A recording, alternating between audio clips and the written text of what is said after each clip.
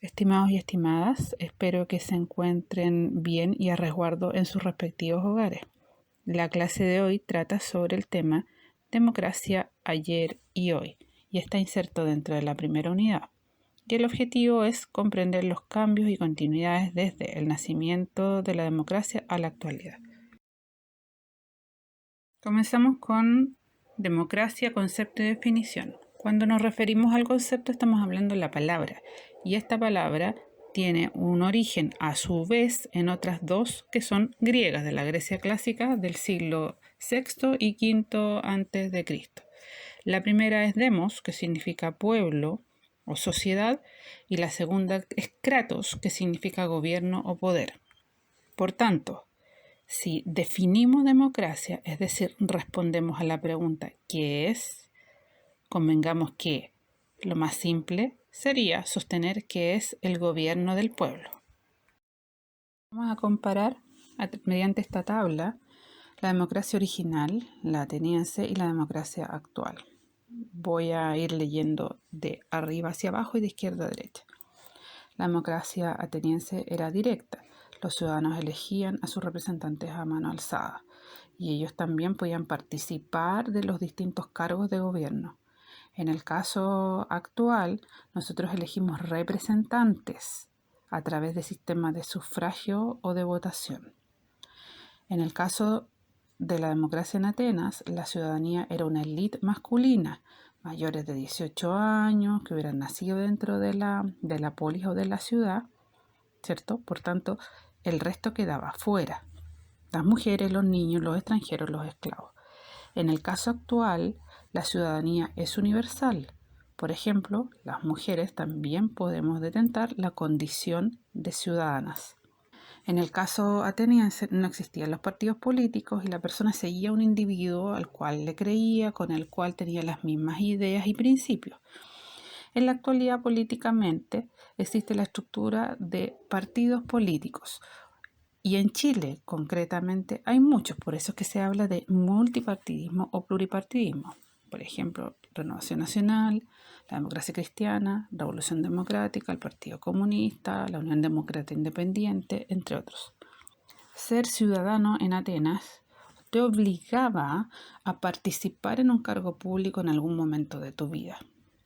En el caso actual, uno es libre de decidir si quiere participar, en este caso, de un cargo público. Es decir, yo decido si me postulo, por ejemplo, a un cargo de alcalde o de diputado o de presidente de la República. En ambos casos, los cargos tenían, digamos, un tiempo de duración determinada. Eso significa la temporalidad. No eran infinitos, no eran a perpetuidad, no eran hasta que la persona falleciera o muriera. En el caso ateniense, la duración era de 1 año. Y, por ejemplo, en el caso en Chile, el cargo de alcalde o el de presidente de la República tiene una duración de 4 años. La democracia ateniense era esclavista. Por un tema cultural se aceptaba la presencia de esclavos. En la actualidad es improbable tolerar en un esquema democrático la existencia de un sistema esclavista o de la esclavitud, porque se considera que uno de los principales motores de la democracia, uno de los principales valores o principios, si lo queremos llamar de otra manera, es evidentemente la libertad en todas sus formas. Respecto a los procesos eleccionarios, en Atenas estos se llevaban a cabo mediante sorteos, salvo los cargos más importantes dentro de la jerarquía política. Por ejemplo, el cargo de estratega, que era un símil a rey o un presidente de la república, ese cargo era elegido y era anual. Los otros eran por sorteo. Entre paréntesis, la imagen que está a la izquierda de la diapositiva, la caricatura, y la que está abajo corresponde a Pericles, que fue el personaje más importante en términos políticos en la Atenas del siglo XV. A él se le responsabiliza el consolidar lo que era la democracia. Es decir, bajo su gobierno alcanzó como el máximo nivel de desarrollo en Atenas. Y en el contexto actual, los cargos de representación son electos. Pero ojo aquí, la mayoría, no la totalidad. Elegimos presidente, elegimos parlamentarios, elegimos alcaldes, elegimos concejales, pero a quienes no elegimos nosotros como ciudadanos, nosotros no elegimos ni a los representantes de la región, a los intendentes y a los representantes de las provincias, a los gobernadores.